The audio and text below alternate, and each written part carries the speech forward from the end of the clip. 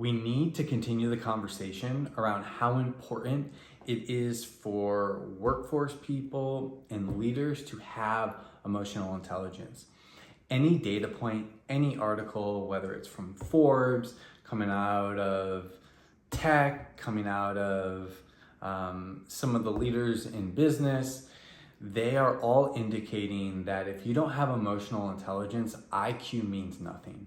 Like, you could have the best IQ in the world, but if you have IQ and not EQ, it's a waste of IQ, right? Really, really reinforcing that what makes the workforce and what makes people successful in industry and in careers is your ability to build relationships, your ability to develop trust, your ability to motivate other people, to collaborate, to seek understanding and perspective. Again, so much success in the workforce and in life has to do with being able to operate with other people. And if you don't have these foundational skills, if you can't manage your own emotions, if you can't regulate yourself, if you can't seek perspectives, if you can't persevere, if you can't be agile, if you can't be responsive, if you can't seek different perspectives, like if you can't do any of those things, that IQ means absolutely nothing, because people aren't going to want to be around you. People aren't going to want to work with you. People won't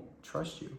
And so the interesting piece is we're getting all this feedback, we're getting all this data, we're getting these highlights, and we have a duty to be able to respond to that. There was something that just came out that I actually have pulled up right here, and this is from Steve Wozniak, who's Apple's co-founder. And he says, the newest data from CEOs and HR professionals make it clear individuals with AI skills are valuable, but those also equipped with life skills are the most in-demand professionals in the workforce, right? So they're constantly highlighting, and that's something that we're speaking to and we're starting to notice in this AI-driven world, right? There's so much coming out around AI, but the differentiator is really these people who have these skills related to emotional intelligence. On the other side of that Steve Wozniak quote is actually, will AI experience, so this came out of High Point University, and this is about C-suite executives and HR professionals. The question was, will AI experience alone get you hired? 83% of C-suite executives and 86% of HR professionals say they have not hired candidates based solely on AI expertise. So C-suites, no 83%, yes 17%. Again, it's not just about AI. Here's the interesting thing. Do life skills matter when hiring?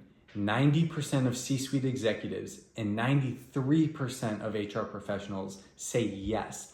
Life skills like emotional intelligence, work ethic, motivation, and collaboration remain important with hiring. That is 90% of C-suite executives and 93% of HR professionals.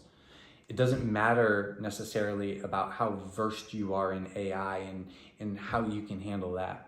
What matters most when people are hiring is that you have these skills, which again highlights two very important things. One, within our education space, we still have to be creating the conditions to allow people to develop those skills, allow people to get the practice, to get the reps, to actually think through those perspectives and see how they interact in life and through their learning and educational experience through these life skill lens. And then two, we also have to make sure that our industries are set up to actually allow those skills to continue to be worked and valued and part of what we do within industry.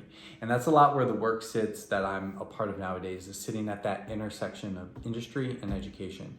And when I say education, I'm also talking through higher ed, right? Like the work I actually did with High Point University, teaching professors those skills so that these students in 4 years are getting all of this skill development so that when they do go to get jobs, when they do go to find employment, they're actually able to lean deep into these skills because they have background in training and repetition in how to show up through those. And so again, folks are saying it, the CEOs and the executives are saying it, the HR professionals are saying it, educators are saying it, and so we have to continue to work towards really making sure we're creating those conditions. These are not skills that you just happen to have. They may come more naturally to some than others, but you can develop these. You have to train, you have to repeat, you have to have direct instruction, you just need the repetition to do so.